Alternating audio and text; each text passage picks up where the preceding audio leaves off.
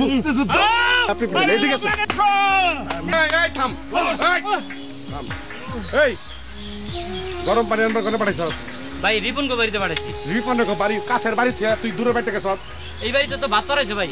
গরম ফ্যান লয়ে যা, জলদি যা। যাইতেছি। তোর মুক্তি বাহিনী হ্যাঁ কাল 16 তারিখ রঞ্জুর জন্মদিন না? ও হ্যাঁ তাই তো। ওর জন্যই তো 2-3 দিন আগ থেকে ফরমাস মতো পছন্দের খাবার তৈরি করতে হতো। হ্যাঁ মনে নেই আবার, ওই অজুহাতেই তো আমাদেরও একটু ভালো মন্দ জুটতো।